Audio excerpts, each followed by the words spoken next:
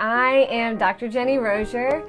I am an Associate Professor of Communication Studies here at James Madison University in Harrisonburg, Virginia. Today, I am going to talk to you all about emotional support.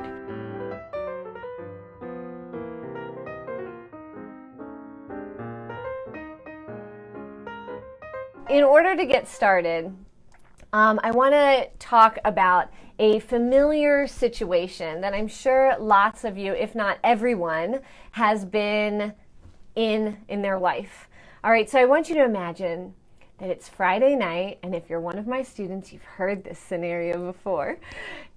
Imagine it's Friday night, and you're getting ready to go out with your friends, getting ready to go out to dinner or to a bar or wherever. You're just going out to the movies, you're getting ready, and your best friend calls you on the phone. I want you to think about your best friend right now, like a real person in your head. So your best friend calls you on the phone, and they're crying hysterically. They just got in a fight with their significant other who they have been in a relationship with for 3 years. During the fight, they found out that their partner cheated on them for the last year of the relationship. And they are heartbroken. The relationship is over. They have ended it. What do you say? You probably say, okay, come on, come over, let's talk about it. So let's say your friend comes. They come to your house. They're still very upset, very sad about the situation. What do you say to help them? I'm sure that many of you have been in this situation before, either on the friend side where you're supporting a friend or on the broken up side. And I'm sure many of you have given advice before. When I ask my students this, when I teach about this every semester, and when I ask my students, a lot of the responses are, oh, I say, you're too good for him, or you're better than him, or she was a jerk anyway, nobody liked her, right? You'll get through this. There are more fish in the sea. You'll find someone else. We'll get through this together, something like that. And then a lot of times people will say things like, oh, let's go out and forget about this, right? Like, let's go to a bar. Come with us. We're going out. We're going to dinner. Like, let's go have a good time. Let's have a guy's night. Let's have a girl's night. Let's go get drunk, right? Let's go forget about all of this. Screw your ex. Like, he or she was terrible. Okay, so the purpose of my workshop today is to tell you that all of those things that you have likely said to your friend who was in distress are actually really bad ways to emotionally support someone. I think it's important to talk about what emotional support is. And Dr. Brant Burleson, who was my PhD advisor at Purdue University, defined emotional support as expressions of care, concern, affection, and interest, especially during times of stress or upset. So like I alluded to a couple seconds ago, somebody comes to you in distress. It could be anyone in your life comes to you in distress. Anyone in your life comes to you with a problem of any kind, right? So it's not just somebody broke up with someone, but it could be anything. They lost their job, their friend is sick, they got in an argument with their mom, something. They come to you in distress, okay? And what you say to them is emotional support. What you are trying to express some affection and care and concern for their well-being. People are in distress all the time. Some of you have friends who all of your people in your friend group always come to you because you're probably really good at giving emotional support, so they always come to you. And so you have a lot of practice. Some of you don't have a lot of practice doing this because not many people come to you. Maybe you're not that great at giving emotional support and they figured it out, so they've stopped coming. But people are in distress all the time. Small distress, We're going to talk about distress on a continuum. So small distress over here is like, I got a C on one assignment in one class, right? That seems relatively minor, right? All the way down the continuum to something really severe and potentially traumatic, like my parent just died, right? That's pretty traumatic. And I think that one thing that we should talk about when we're talking about how to be a good emotional supporter is that whatever emotional support you give someone should be able to be said to anyone experiencing any of those things on that continuum. Which seems kind of crazy, right? So you're telling me, Jennie, that the person who comes to me with a C on a test, I could say the same thing to them and emotionally support them well or effectively as I would say to someone whose mom just died? Yes, that is what I'm saying. And I think by the end you'll realize that this is what you need to be saying to everybody who comes to you, no matter what the distress is. Emotional support is really, really important. In my opinion, it's probably one of the communication skills that you use more than many other communication skills. There are lots of benefits of emotional support. You can make people feel connected to you. You can make people feel loved by you. You can enhance your romantic relationships, your friendships, your family relationships. There's also some disadvantages to poor emotional support, right? You can make people feel distant. You can make people feel like they are alone, right? If you don't give good emotional support, you can further traumatize them, actually, with bad emotional support. And so emotional support is really, really important, but it's also really, really difficult. When you are giving someone emotional support, as I'll repeat a couple more times today, you have to feel something inside of yourself in order to give really good emotional support to someone else. So you have to feel with the person who is experiencing the distress. You have to think about how what they're experiencing is making them feel. And it's not, so, you hear people say all the time, you put yourself in my shoes, right? And they're like, well, if I was in your shoes, I wouldn't be acting that way. I wouldn't be so upset about this if this happened to me. Putting yourself in someone's shoes does not mean putting yourself in someone's position and thinking about how you would experience whatever it is that they're experiencing.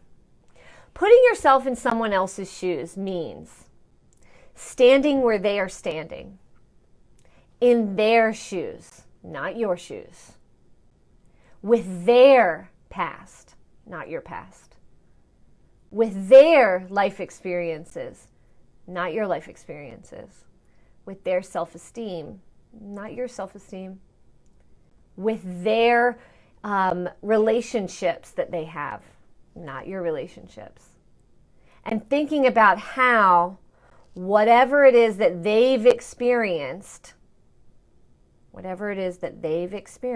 would impact them. And that's really hard. And you have to make yourself vulnerable while you do that. And so it's not an easy thing to do at all. You have to find something inside of yourself that knows that feeling that they are feeling. And imagine what it is like to feel what they're feeling. And then, and I would argue only then, can you truly start to begin to emotionally support someone. The first thing that you have to do is you have to get a new goal. That's the first thing. Step number 1, get a new goal. So when you are emotionally supporting someone has come to you crying in distress. Let's go back to that example that I gave in the beginning. Your best friend has just broken up with their significant other because they found out that their partner was cheating on them for a year. Super traumatic experience. I think a lot of people, I'm going to imagine it's my best friend. So my best friend's come over, and I think a lot of people think that they're supposed to make her feel better. Right? Someone's in distress, and you think, they have come to me and my goal is to make them feel better. That should actually not be your goal. That is most people's goal, make them feel better. I am going to argue today that your goal is not to make them feel better. Your goal is to make them feel connected to you. Let's talk about that continuum again, okay? So, your friend comes to you and they are very upset because they got a C on an exam in one class and they really needed to do well in that class. This is a rather minor distressful event, right? Sometimes when something is really minor, we might want, but again, not your goal. Your goal is not to make them feel better. Your goal is to make them feel connected to you. Okay, so your friend comes to you with this rather trivial thing. The best way to support that person is to make them feel like you are there for them, like they are connected to you. Okay? Let's talk about the traumatic event on the other end. Right? So on the other end we have your parent has passed away. Your friend's parent has passed away. And they come to you to talk about it. They're in a lot of distress. I think that if you think about that continuum and you think about, would what I'm about to say sound ridiculous to say to this person? And if what I'm about to say would sound ridiculous to say to this person, then you should not say it to anyone with a distressful event on the continuum at all. Okay, now if we think about our friend who was cheated on and they broke up with their significant other and they've come to us for help, it's somewhere in the middle of the continuum. That was a 3-year relationship. The person had been cheating for a year. It's pretty traumatic, right? So it's kind of more severe. Still not as severe as my mom died. If it sounds ridiculous to say to your friend who is grieving the loss of a parent, then it is ridiculous to say to everyone. Don't worry, you'll find another mom. What? That's not going to work. Mm-mm. If it sounds ridiculous to say here, you're not going to say it to anybody. We didn't like your mom anyway. What? Not going to work. Not going to work. It sounds ridiculous to say to this person. It's going to be ridiculous to say to anybody. Okay? I want you to think that about you being the person who was cheated on. Just think for a minute. Your significant other cheated on you and you went to your best friend and your best friend said, "Oh, well, we didn't like him anyway. You're better off without him. We never liked her. Everybody thought she was a bitch." Does that make you feel better? No. It not only doesn't make you feel better, but it doesn't make you feel connected to your best friend. And I would argue to say that it makes you feel worse, because it makes you feel stupid. If nobody else liked her, nobody else liked him, why did I like him? Why did I like her? Because I not more than liked her. I loved her. And everyone else is saying that they didn't like her. That's terrible. You really want to work on making your friend feel connected to you instead of trying to make it better. Because that's your goal, right? You're like, oh, forget about him. He wasn't that great. That's your goal there. The whole point of you saying that is to like make your friend feel better. There's nothing that you could say to the person who lost their mom to make them feel better. Can we be in agreement with that? There's nothing that you can say that would make them feel better. There's nothing. So instead of trying to make someone feel better, you need to work on helping them feel connected to you. Burleson, again, he created 6 things that you could do, 6 techniques that you can do. And so one of them is to motivate the distressed person to tell and retell his or her story. Come on in, tell me what happened. Tell me everything that happened. And then motivate them to retell it. Well, what did you think? Which goes with the second technique, which is ask questions about the problem so that the distressed person can elaborate. These 2 techniques go together. So come tell me everything. Tell me everything that happened. And then while they're telling you everything, say, what did you feel when that was going on? Well, when he said that, what did you think? If you get confused at all during the story, ask them to explain it better. Well, wait, you said that this, but I thought, explain that part again. Your goal, again, is to show them that you are connected to them, that you care about them, that you want to hear what's going on. You want to know everything that happened in the situation. So you motivate them to tell and retell the story. And you probe, ask questions. The third technique is to be actively engaged in the conversation. You do not want to have your phone on, turn the TV off, close your laptop, turn your body towards the person. If this is someone you're very close to, like a parent or a relationship partner or a very close friend, and you know that when this person, because you know them, this person, when they are upset, they like to have their hand held, hold their hand. If you know that they need a little bit of space, give them a little bit of space. If you know that they need to hug while they tell the story, hug them. All right, use your knowledge that you know about this person to be actively engaged in the conversation. Encourage the expression, 4. Encourage the expression of thoughts and feelings that they experience during and after the situation. Well, how do you feel about that now? How did you feel right afterwards? Do you feel any different now? Right? How did you feel when he said this? How did you feel when she said that? The 5th one, and this is like really, really important, is to acknowledge and legitimize the distressed person's thoughts and feelings. So many times when we're upset, before we've even gone to someone for help, we wonder if we are reacting appropriately. So if you think about the relationship, right? Why am I so sad about us breaking up? He was cheating on me for a year. I shouldn't feel this way. Like, why should I be sad about it? I should be angry.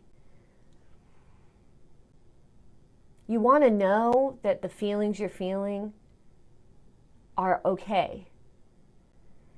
And so as a person who is providing emotional support, that's one of the things that you need to do, is to let them know that whatever they're feeling is allowed, is acceptable, and that you are welcoming those feelings. They're normal feelings. They're okay feelings. Remember, your feelings are yours. Your feelings belong to you. You're allowed to feel any feeling you want. And one of the ways that we can help people feel connected to us is to let them know that they can feel any feeling they want. The 6th tip that you need to do is to let them know that you understand why they feel that way. So this is where you say something like, oh man, if that happened to me, I would feel that way too. man, this is not easy. That must have been really hard for you. These are all great tips that you can do, 6 tips that you can do. There's a few things that you need to avoid though. So when you are emotionally supporting someone, there's several things that you need to avoid. So whenever I teach people about an communication skill, I like to tell them what they should do, what they should say, and what they should avoid. And so we've covered what you should do and things you can say. Let's talk about what you should avoid. You should avoid discussing your own experiences. This is not about you. Your friend didn't come to you, or your romantic partner, or your mom, or your dad, or your child didn't come to you to hear you take over the conversation. They came to you to feel connected to someone when they are feeling some disconnect. They're feeling some disconnect. And so they came to you to feel connection. You do not need to share your experiences. Saying things like, oh yeah, I was cheated on a few years ago. I know exactly how you feel. No, you don't. You do not know how someone else feels. I told you this already. You can try your hardest to stand where they stand, put their shoes on, think about their life experiences, think about their baggage that they carry around with them that is probably quite heavy. And you can imagine what it might be like if you were them, experiencing what they are experiencing. But there is no way that you can ever know. And so you should not discuss your own experiences, and you should never say, I know how you feel, because you do not know how someone feels. I can imagine how you're feeling. That's acceptable. I can imagine how you're feeling. I know how you feel. It's like you're talking down to them. It's like you're minimizing. So I would not say that. Okay. Do not evaluate the other person, his or her feelings, or the other people involved in the situation. So this is where you should really avoid saying things like, I hated him anyway, she was a bitch anyway, I never liked her. Remember, if you don't say it to the person who's grieving the loss of a parent or the loss of a significant other, then you don't say it to anybody. Okay? If you wouldn't say it here, you don't say it to anybody. Okay. You do not ignore the person's feelings by trying to help him or her look at the bright side. Brene Brown says that an empathetic response never begins with the words, at least. And the example she gives is someone says, oh, John is failing out of school. At least Sarah is an A student. I had a miscarriage. At least you know you can get pregnant. Cut at least out of your emotional support messages. Your job is not to make them feel better. Your job is to make them feel connected to you. Your job is not to look at the bright side or distract them from their feelings. Your job is to help them feel their feelings, to let them know that this environment between the two of you is a safe place where they can feel it all. It's a safe place where they can feel it. You don't want to tell the person what he or she should do, so you shouldn't give advice. This is a tough one for people. You shouldn't tell them what they should do and or how they should feel. So you really should avoid advice at all times. And I know lots of people will say, oh, but my friend came to me and asked me what I should do. They point blank said, what should I do? Here's a trick. Anytime somebody asks me, what should I do? And believe me, I get asked for advice all the time. I have students come into my office and they come and talk to me about their romantic relationships or their friendships or their family relationships, and they say, Jennie, what should I do? And I always turn it back on them. What do you want to do?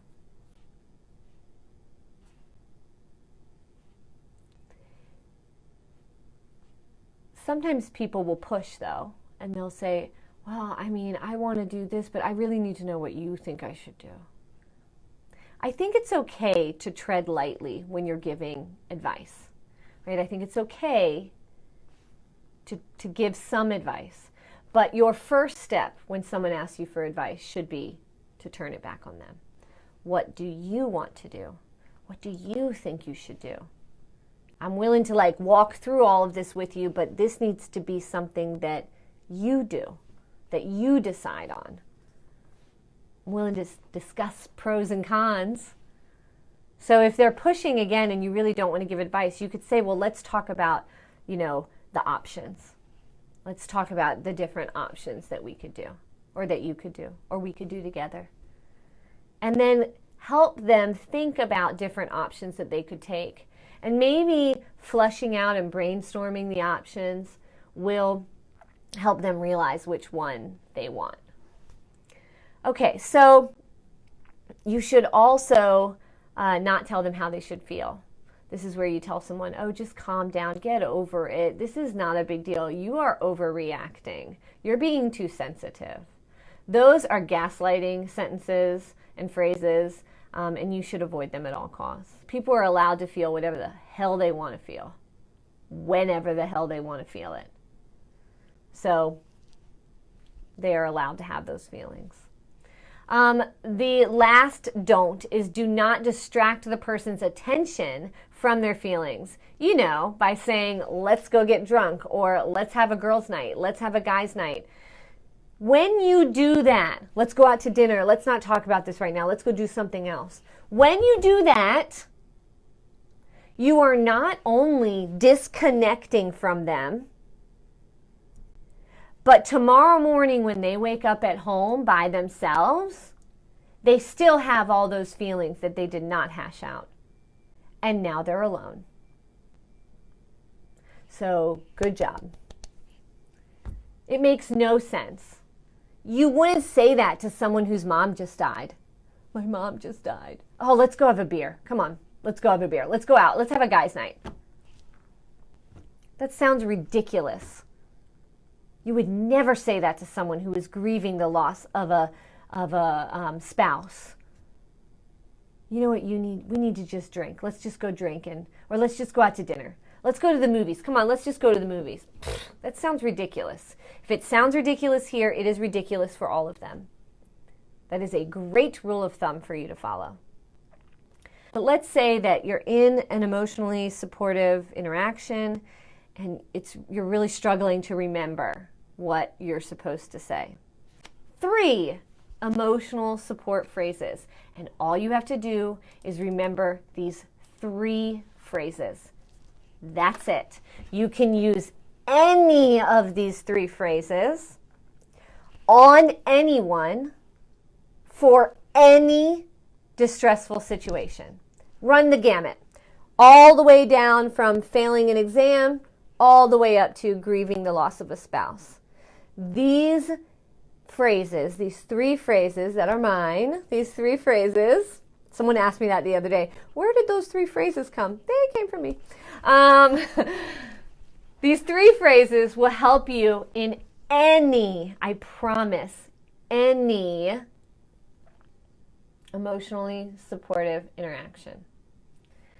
Phrase number 1, and now all 3 of them, something that's really important, all 3 of them achieve the goal of making someone feel connected to you.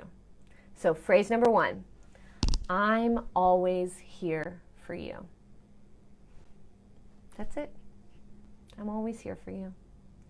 These phrases are great when you don't know what to say, which is what happens in grieving situations, right? Some people think, well, what if I've never experienced the loss of someone close to me? I don't know what to say. You don't have to experience sadness or to experience a certain distressful event to feel empathy. I'm sure if I had each one of you think right now, if you really thought for a minute about one of your parents passing away, that if you thought about it for long enough, just a minute or two, and really what it would feel like, some of you might actually get verklempt. Some of you might actually drop a tear or two. You can imagine what it would feel like to lose someone that close to you. You don't have to have experienced what they're going through to empathize with someone, to feel with someone. So if you are struggling and you can't remember what to say, or you don't know what to say, again, these 3 phrases. The first one is, I'm always here for you. I'm always here for you lets them know they came to the right person. Right? So we're in distress and we're wondering if we're batshit crazy, and if we're overreacting or underreacting, if we're feeling the right feelings, and so we go to someone and we hope that we've gone to someone that's going to be there for them. I'm always here for you says, you're not crazy, you've come to the right person, and I am connected to you and you are connected to me.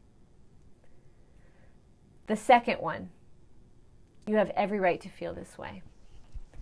However they're feeling, you have every right to feel this way. Sometimes people don't really know how to identify their feelings.